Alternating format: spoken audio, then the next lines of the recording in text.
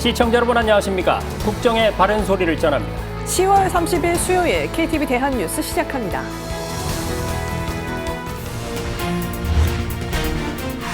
윤석열 대통령이 경북 울진에서 열린 신한울 원전 1, 2호기 종합준공과 3, 4호기 착공식에 참석했습니다. 윤 대통령은 축사에서 과거 대한민국 발전의 원전의 중요성을 언급하며 원전 정상화에 박차를 가하겠다고 밝혔습니다. 체코 원전 수주를 발판으로 우리 원전 산업의 수출길을 더 크게 활짝 열어 나갈 것입니다. 대통령실이 북한의 러시아 파병 규모가 10,000명 이상이며 3,000명은 러시아군으로 위장한 채 교전 지역으로 이동했다고 밝혔습니다. 우리 정부는 러북 군사협력 진전 여하에 따라 단계적으로 대응한다는 방침입니다. 5번째 인구 비상대책회의가 열렸습니다. 주형환 저출산 고령사회위원회 부위원장은 출생아 반등의 긍정적 모멘텀을 살려나가는 게 중요하다고 말했습니다. 올해 가을 배추 재배 면적이 지난해보다 감소하면서 가격 상승에 영향을 준 것으로 나타났습니다. 정부는 김장철 배추 수급 안정에 만전을 다할 계획입니다. 첫 소식입니다. 대통령실이 북한의 러시아 파병 규모를 최소 11,000명으로 파악하고 이미 3,000명은 러시아군으로 위장해서 교전 지역 가까이 이동했다고 밝혔습니다. 러북 군사협력에 대한 우리 정부의 다음 단계 조치의 기준은 북한군이 참여한 전투가 시작되는 시점이라고 설명했습니다. 최영은 기자입니다. 대통령실이 3,000명의 북한군이 러시아의 군복을 입고 러시아 서부 교전 지역 근처로 이동한 것으로 파악했습니다. 대통령실 관계자는 전체 파병 규모는 최소 11,000명으로 보인다며 러시아군으로 위장한 불법적 형태의 파병이라고 분석했습니다. 이 관계자는 이번 파병으로 북한이 실전 경험을 쌓고 현대전 전술을 습득한다는 측면에서 우리나라의 군사 위협이 된다고 강조했습니다. 따라서 이들 활동을 모니터하는 전황 분석팀 준비가 필요하다고 밝혔습니다. 러북 군사 협력에 대한 정부의 다음 단계적 조치도 시사했습니다. 대통령실은 북한군이 참여한 부대가 우크라이나 전투를 개시한 시점이 결정적 기준이 될 거라고 설명했습니다. 그러면서 북한군이 실제 전투에 언제 참여할지 주시하고 있다고 덧붙였습니다. 앞서 윤석열 대통령은 러북 군사협력 진전 여하에 따라 단계적 대응에 나설 거라고 밝힌 바 있습니다. 우크라이나 정부는 한편 우리나라에 파견할 특사에 대해 이번 주 내로 논의를 시작할 전망입니다. 대통령실 관계자는 이같이 소개하며 특사가 파견되면 양국 협력 방안을 구체적으로 논의할 계획이라고 밝혔습니다. 아울러 우크라이나는 우리나라에 포탄 지원 요청을 한 적이 없다며 무기 지원을 하더라도 방어용 무기를 먼저 검토할 거라고 이 관계자는 설명했습니다. KTV 최영은입니다. 우리나라와 미국이 안보협의회를 여는 데 이어서 두 나라 외교 국방장관이 만나는 회의도 개최합니다. 북한군의 러시아 파병이 사실로 확인되고 있는 만큼 동맹 차원의 공동 대응 방안이 논의될 전망입니다. 김민아 기자가 보도합니다. 현지 시간 30일 미국 워싱턴 DC 인근 국방부 청사에서 한미 SCM이 열립니다. SCM은 우리나라와 미국이 주요 군사 정책을 협의 조정하는 기구로 양국 국방장관이 안보 현안에 관해 연례적으로 논의하는 자리입니다. 김용현 국방부 장관은 취임 후 처음으로 오스틴 미 국방부 장관과 마주하게 됩니다. 이번 협의회에는 북한군의 러시아 파병 문제에 대한 논의가 주로 이뤄질 전망입니다. There is evidence that there are DPRK troops, in Russia. 정부는 지난 18일 국정원 발표에 이어 정부 대표단을 파견해 나토의 파병 동향을 브리핑하는 등 국제 안보 문제에 기민하게 움직이고 있습니다. 현재 국방부와 합참 관계관들이 정부 대표단 일부로 임무 수행을 하고 있습니다. 이번 SCM에선 동맹인 우리나라와 미국이 러시아와 북한을 겨냥해 더 강화된 메시지를 공동 성명에 담으면서 국제사회와의 공동 대응을 이끌어갈 거란 분석이 나옵니다. 현지 시간 31일 미 워싱턴 DC에서는 제6차 한미 외교 국방장관 회의가 개최됩니다.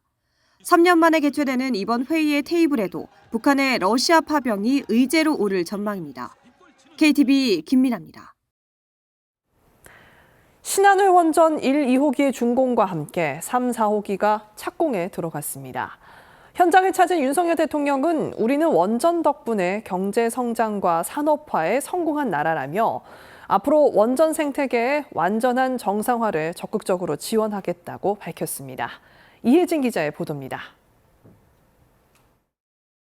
윤 대통령은 대선 후보였던 지난 2021년 12월 신한울 원전 건설 현장을 찾아 원전 정책 정상화를 선언한 바 있습니다. 신한울 1, 2호기는 이후 처음으로 준공된 원전이고 3, 4호기는 본격적으로 공사가 재개된 첫 원전입니다. 모든 공사를 마친 신한울 1, 2호기는 경상북도가 1년간 사용하는 전력의 절반을 안정적으로 공급할 예정입니다. 이번 준공으로 한울원자력본부는 원전 8기를 운영하는 국내 최대 발전단지가 됐습니다. 신한울 원전 1, 2호기 종합준공과 3, 4호기 착공식에 참석한 윤 대통령은 대한민국은 원전 덕분에 경제 성장과 빠른 산업화에 성공했고 현재는 최고 기술로 원전을 수출하는 명실상부한 원전 강국이 돼 있다고 평가했습니다. 윤 대통령은 이와 함께 1,000조 원 규모 글로벌 원전 시장이 열리고 있다며 원전 생태계 정상화와 해외 시장 진출을 적극 뒷받침하겠다고 밝혔습니다. 원전이 더 늘어야만 반도체, AI와 같은 첨단 산업을 크게 키울 수 있고 에너지 안보와 탄소 중립 달성도 가능합니다. 정부는 원전 생태계의 완전한 정상화에 더욱 박차를 가할 것입니다. 윤 대통령은 이어 기존에 진행 중인 세울 3, 4호기 건설과 소형 모듈 원자로 SMR 등 신규 원전 건설 추진을 통해 원전업계의 일감을 충분히 공급하겠다고 약속했습니다. 또 2050 중장기 원전 로드맵을 마련해 원전 산업의 미래를 지키고 원전 산업 지원 특별법 제정에도 힘쓰겠다고 덧붙였습니다. 원전 르네상스를 주도하기 위한 우수 인재 양성의 필요성도 강조했습니다. 이를 위해 원자력 마이스터고부터 원자력 대학, 산학연계 프로그램까지 인력 양성 시스템을 촘촘히 갖출 계획입니다. 아울러 SMR 같은 차세대 원전을 비롯해 건설부터 운영, 수출과 해체까지 분야별 원전 기술 개발 투자를 늘리고 국외 인류 연구기관과도 함께 연구할 수 있도록 지원하기로 했습니다. KTV 이혜진입니다.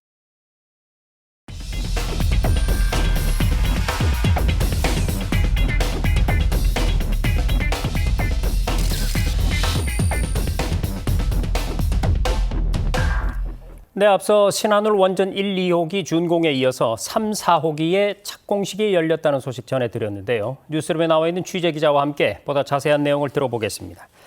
자, 김유리 기자, 먼저 이번에 착공하는 신한울 3, 4호기는 어떤 원전인가요? 네, 신한울 3, 4호기는 1,400와트급 원전 2기를 짓는 사업입니다. 지난 정부의 탈원전 정책으로 2017년부터 5년간 건설이 중단됐던 원전인데요. 윤석열 대통령은 대선 당시 이곳을 찾아 당선이 되면 신한울 3, 4호기 건설을 즉시 재개하겠다고 약속한 바 있습니다. 이후 원전업계, 정부, 지자체가 함께 준비를 거쳐 각종 인허가와 건설 허가를 마치고 8년 만에 허가를 받았습니다. 약 11조 7천억 원의 공사비가 투입되는 대규모 프로젝트입니다. 3호기는 2032년, 4호기는 2033년까지 준공을 완료할 계획입니다. 자, 그런데 이 신한울 3, 4호기는 이 원전 생태계 복원의 상징이다. 이런 평가를 받고 있죠? 네, 그렇습니다. 2016년 6월 세울 3, 4호기 건설 허가 이후 8년 3개월 만에 국내에서 새 원전을 짓게 된 건데요. 관련 발언 들어보시겠습니다.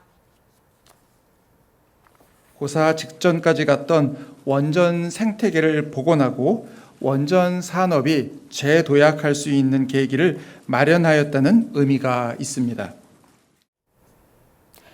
신한울 3, 4호기 건설은 안정적인 전력 공급을 통해 첨단 산업의 발전과 탄소 배출 저감, 에너지 안보에도 기여할 거란 설명입니다. 여기에 더해 원전 산업 재도약의 발판이 될 거로 기대되고 있습니다. 네, 원전 생태계 복원은 우리나라 원전 산업에 대한 대외 신뢰도와도 깊은 연관이 있을 것 같은데요. 자, 지난 7월에는 우리가 체코 신규 원전 건설의 우선 협상 대상자로 선정되지 않았습니까? 네, 맞습니다. 이 부분도 원전 생태계 부활에 기폭제 역할을 했다고 볼 수 있습니다. 한국수력원자력을 중심으로 한 팀코리아가 24조 원 규모의 신규 원전 2기 건설을 확보했는데요. 2009년 아랍에미리트 바라카 원전 이후 15년 만에 쾌거입니다.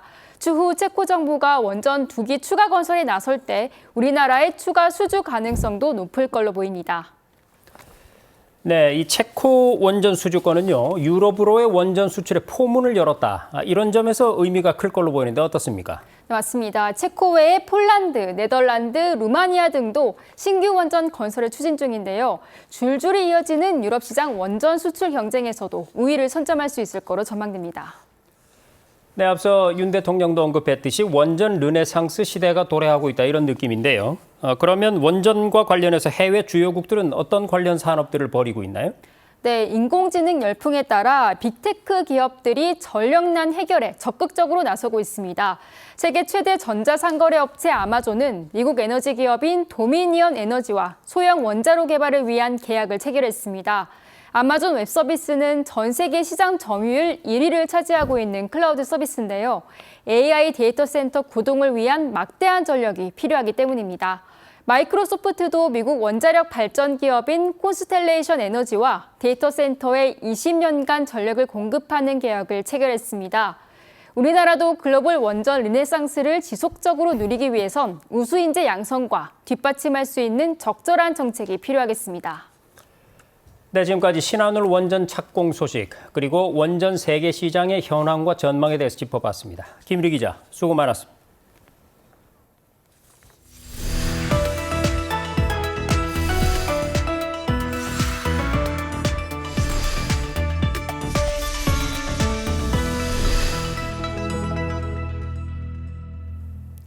제5차 인구 비상대책회의에서 임신 출산 가구를 위한 구체적인 지원책이 나왔습니다. 정부는 최근 출생아 수 증가를 반등의 계기로 삼아서 이를 구조적인 출산율 상승으로 이어나가겠다는 계획인데요. 먼저 정유림 기자의 보도입니다. 인구전략기획부가 출범할 때까지 매달 열리고 있는 인구 비상대책회의. 회의를 주재한 주형환 저출산 고령사회위원회 부위원장은 최근 몇 달간 출산과 혼인이 늘어 반갑지만 본격적인 출산율 반등이라 예단하긴 이르다고 진단했습니다. 때문에 지금의 긍정적 모멘텀을 살려 구조적인 출산율 상승으로 이어나가야 한다면서 철저한 대책 이행을 강조했습니다.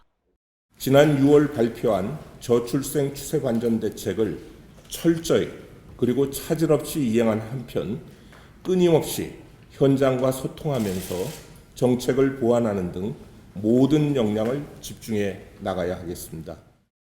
일단 정부는 저출생 대책의 일환으로 유산과 사산 휴가 기간을 확대합니다.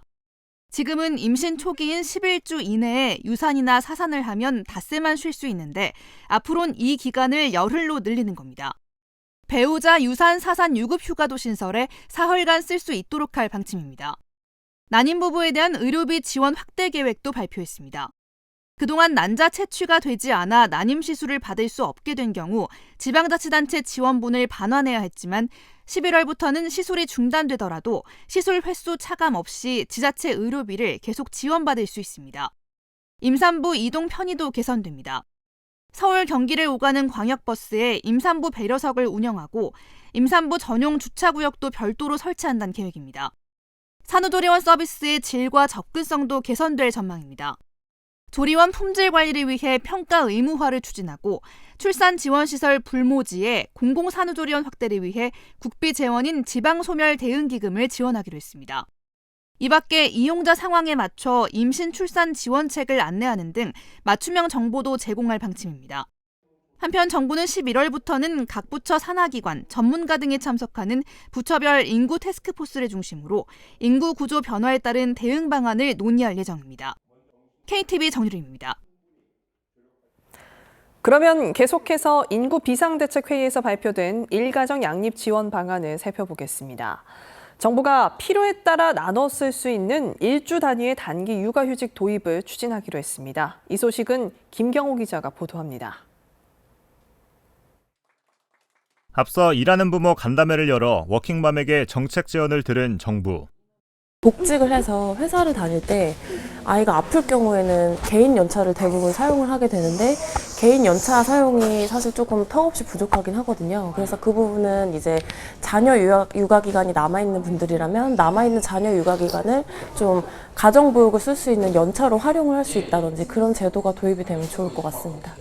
현장 의견에 따라 육아휴직을 나눠 쓸 수 있도록 일주 단위 단기 육아휴직을 도입하기로 했습니다. 정부는 지난 6월 발표한 저출생 대책 이후 추가 과제를 지속 발굴하고 있습니다.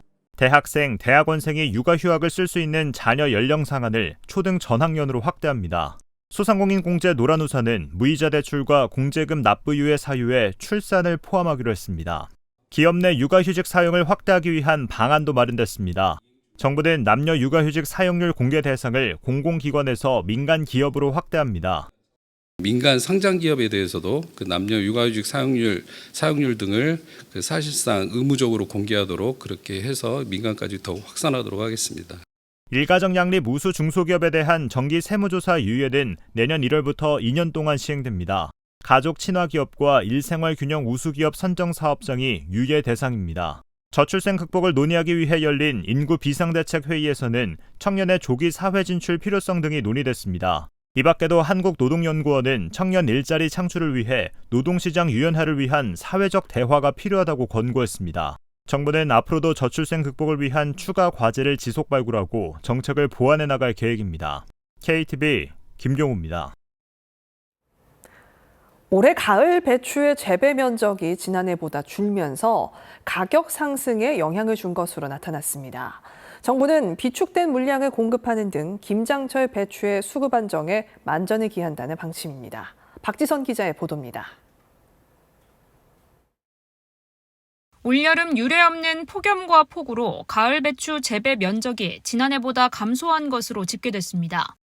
통계청에 따르면 올해 가을 배추 재배 면적은 12,998헥타르로 지난해보다 1.2% 감소했습니다. 2019년 이후 가장 작은 수준입니다.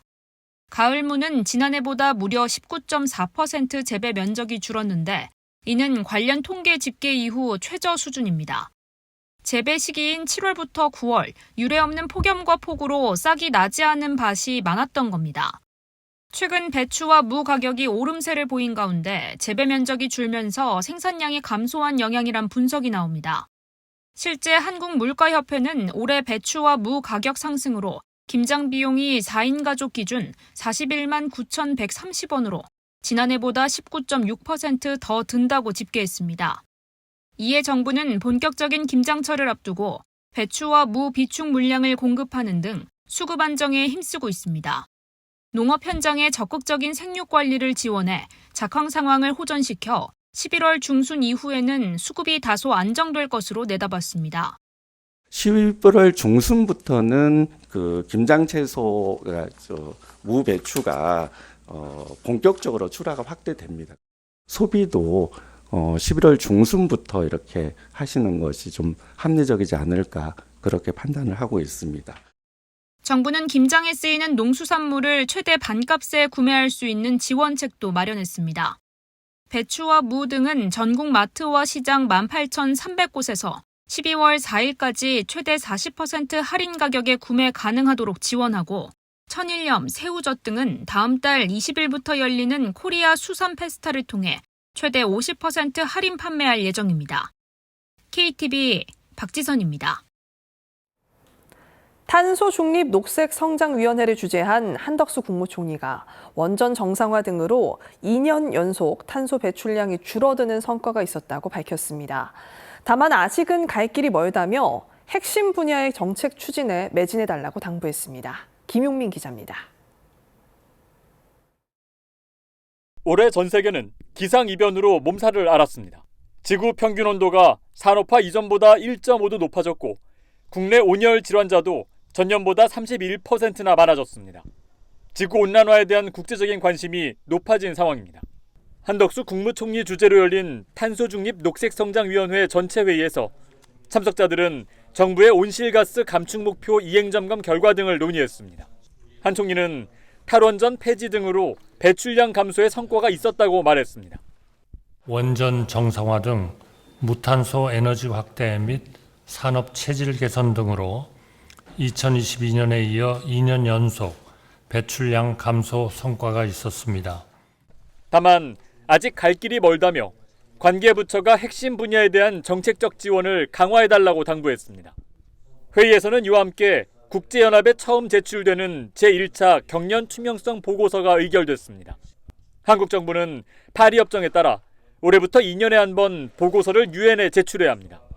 보고서에는 온실가스 감축 목표 달성을 위한 이행 실적과 국제사회 기여 부문 등이 포함됐습니다.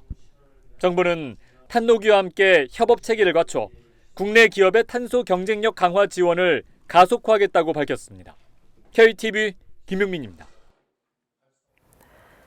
입주자가 최소 6년 동안 임대로 살아본 뒤 분양 여부를 결정할 수 있는 분양 전환형 매입 임대주택의 첫 입주자 모집이 시작됩니다. 서울과 충북, 경남, 광주 등 전국 9개 지역에 1,091가구가 공급됩니다. 이리나 기자입니다. 무주택 세대 구성원이라면 별도의 청약 통장 없이도 6년 후 분양 여부를 선택할 수 있는 분양 전환형 매입 임대주택. 정부가 우수한 입지에 자리한 중형 평형 위주의 아파트와 주거용 오피스텔을 사들여 공급하는 것으로 31일부터 첫 입주자 모집에 나섭니다. 모집 물량은 9개 지역에 총 1,091가구로 전체 물량의 88%는 서울과 경기, 인천에, 나머지 물량은 광주와 대구, 경남과 충남 등에 공급됩니다. 모집 유형은 든든 전세 유형과 월세형으로 구분해 모집하는데 든든 전세의 경우 소득과 자산 요건 관계없이 시세 대비 90% 전세로 공급하고 월세형은 신혼과 신생아 매입임대 입주 자격을 갖춘 자를 대상으로 모집합니다. 입주자로 선정된 후 6년간 거주하면 해당 주택을 분양받을지 선택할 수 있는데 전년도 도시근로자 월평균 소득의 130%이고 자산은 3억 6,200만 원 이하일 경우 가능합니다. 분양 전환 가격은 최초 입주 시 감정가와 6년 후 분양 시 감정가의 평균으로 산정합니다.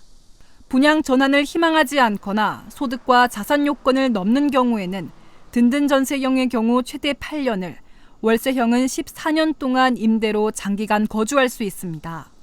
정부는 이번 입주자 모집을 시작으로 향후 2년간 추가로 더 공급해 나간다는 계획입니다.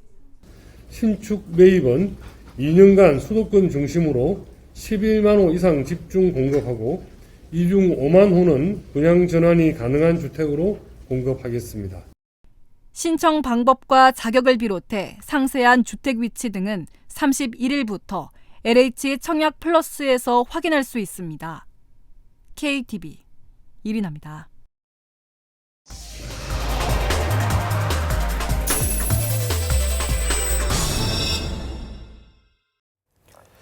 보이스피싱 범죄가 날로 지능화되고 대범해지고 있는데요. 피싱 범죄 예방과 검거에 국립과학수사연구소가 큰 몫을 해내고 있다고 합니다.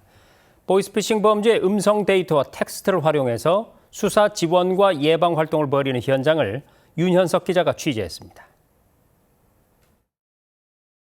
네, 수고하십니다. 저는 서울중앙지검에서 근무하고 있는 이동식 수사관인데요. 네, 근데 지금 악수과 등에서 명의로 된 국민은행 계좌와 신분증 4번이 발견되어서 지금 참고인 전화부터 연락드렸습니다. 검사와 수사관을 사칭하는 등 날로 치밀해지는 보이스피싱 범죄. 최근 5년간 총 15만 6,249건이 발생했고 피해액은 3조 원을 넘어섰습니다. 민생범죄인 보이스피싱을 막기 위해 국과수는 보이스피싱 음성분석 모델을 세계 최초로 개발, 수사 지원에 나섰습니다. 그 결과 지난해 10월 경기남부경찰청이 국과수의 음성분석 모델을 활용해 실제 보이스피싱 범죄 조직원 51명을 검거하는 데 성공했습니다. 수사 지원에 이어 보이스피싱 예방을 위한 실시간 탐지 기술 개발에도 나섭니다. 국과수는 구축된 보이스피싱 음성 데이터베이스를 가명 처리해 보이스피싱 예방 AI 학습과 검증에 활용할 예정입니다. 또 학습된 음성 데이터를 실시간으로 차단할 수 있도록 통신 상사에 제공할 예정입니다. 국과수는 보이스피싱 음성 데이터와 텍스트 데이터를 활용한 수사기관 전용 보이스피싱 음성 검색 서비스 제공도 계획 중입니다.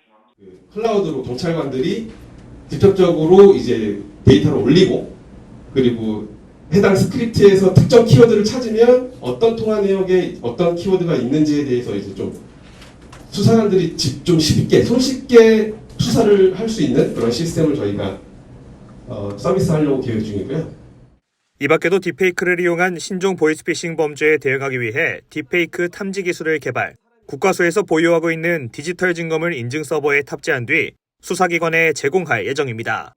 KTV 윤현석입니다.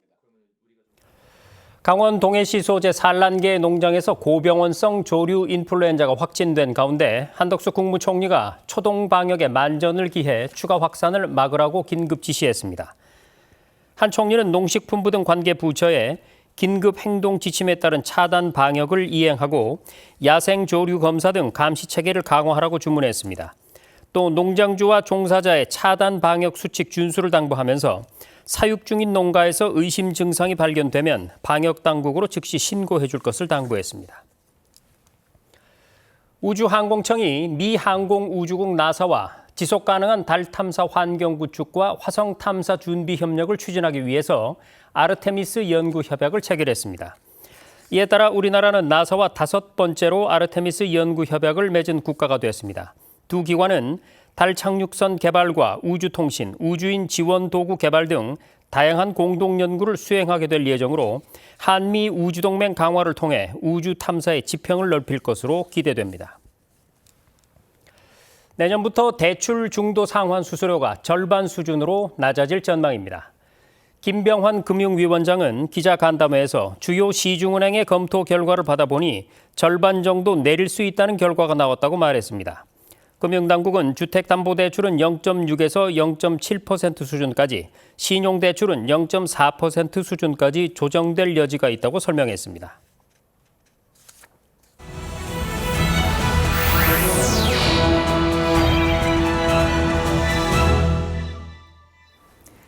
국장을 더 촘촘히 살펴봅니다. 보도자료 브리핑입니다.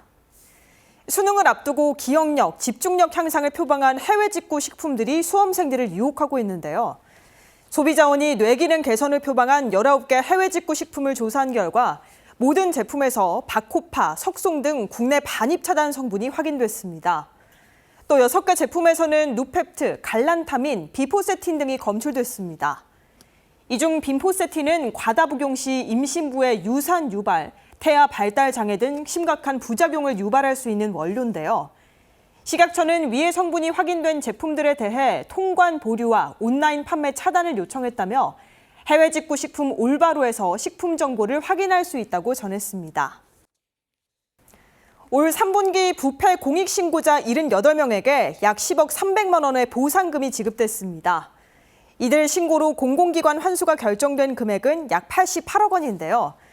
총 77건의 부패 공익 신고 중 복지 분야 신고가 28건으로 가장 많았고 연구개발 분야 신고가 보상금 3억 8천만 원으로 지급액이 가장 컸습니다.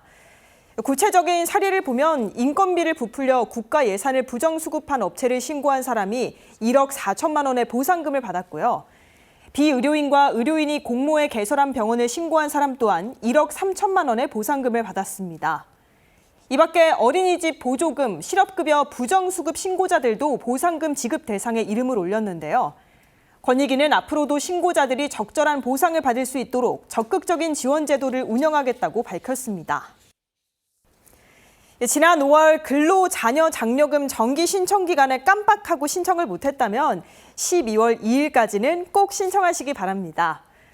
근로자녀장려금 기한 후 신청은 이미 6월부터 접수가 시작됐고 12월 2일에 마감되는데요. 기한 후 신청 안내문을 받은 가정은 이를 활용해 신청하거나 장려금 상담센터, 세무서로 전화해 상담을 받을 수 있습니다. 안내문을 받지 못했더라도 재산 합계액 2억 4천만 원 미만 등의 요건을 충족한다면 홈택스에 접속해 신청 가능합니다. 참고로 지난 5월 정기 신청한 가구에게 지급된 평균 장려금은 106만 원이었는데요. 기한 후 신청한 경우 내년 1월 말에 장려금이 지급될 예정입니다. 앞으로 지방 공무원은 육아휴직 기간 전부를 경력으로 인정받을 수 있습니다. 육아휴직 수당 지급 상한액도 기존 150만 원에서 최대 250만 원으로 인상되는데요. 행정안전부가 이 같은 내용을 담은 지방 공무원 임용령과 관련 개정안을 오는 12월 9일까지 입법 예고한다고 밝혔습니다. 이 안에는 육아휴직 6개월까지 월급의 100%를 육아휴직 수당으로 지급하고 7개월 이후부터 월급의 80%를 지급한다는 내용이 포함됐습니다.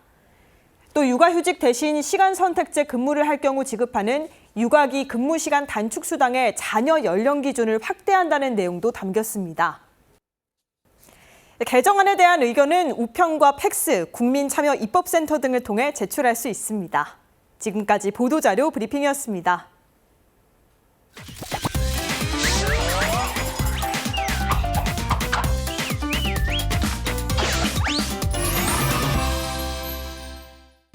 지난 3월 한네스 엑스트롬 에릭슨 LG CEO는 이런 말을 했습니다. 6G는 혁명이 아니라 5G의 진화가 될 것이다. 무슨 뜻일까요? 자율주행, VR, 메타버스 등은 5G에서도 가능하지만 여기에 6G가 도입되면 본격적인 AI 기반의 네트워크가 실현된다는 겁니다. 그런데 국내 이동통신 시장에서는 한 가지 문제가 있습니다. 5G를 사용하고 계시는 모든 분들이 느끼는 그 문제. 맞습니다. 4세대 LTE보다 20배 빠른 진짜 5G가 아니라는 겁니다. 20배 빠른 5G가 되려면 28GHz 주파수가 필요한데 국내 이동통신사들이 진짜 5G인 28GHz 대역의 주파수 사용권을 사업성이 없다는 이유로 다 반납해버렸기 때문입니다. 이미 지난해 공정위는 20배 빠른 5G라고 광고한 이동통신사에 대한 제재를 했습니다.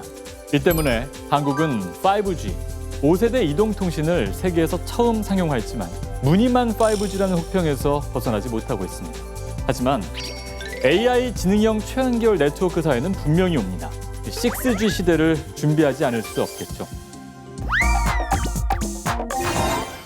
1998년 이리듐이라는 통신 서비스 기억하시죠? 에베레스트 꼭대기에서도 태평양 한가운데에서도 휴대전화를 할 수 있는 당시로는 정말 혁신적인 서비스였는데요. 위성을 이용한 개인 휴대전화였죠. 당시 국내에는 CT폰이나 초기 휴대폰이 막 보급되던 시기였죠. 너무나 시대를 앞서간 서비스였고 결국 2000년 국내에서 중단됐습니다. 이리듐은 철수했지만 특수한 목적을 위한 위성 이동통신 서비스는 지금까지 계속 이어져 왔는데요. 6G 시대를 앞두고 다시 주목받고 있습니다. 지상 기지국의 한계를 위성을 활용해 뛰어넘자는 겁니다. 바로 저궤도 통신위성. 일론 머스크의 스타링크가 대표적입니다. 수많은 군지 위성을 통해 인터넷 서비스를 제공하고 있는데요. 국내에서도 내년부터 이용할 수 있을 것으로 전망됩니다. 지난 14일 정부가 저궤도 위성 기술 기준 개정안을 행정 예고했기 때문입니다. 스페이스X의 스타링크 단말기를 국내에서 쓸 수 있도록 기준을 정비하기로 한 거죠. 스페이스X는 조만간 기지국 같은 별도의 장비 없이 휴대폰과 직접 연결하는 서비스도 추진 중이라고 밝혔습니다. 이 스타링크뿐만 아니라 다수의 글로벌 사업자들이 위성통신 경쟁을 하고 있는 상황에서 한국도 저궤도 위성통신 기술 개발을 적극 추진하고 있습니다.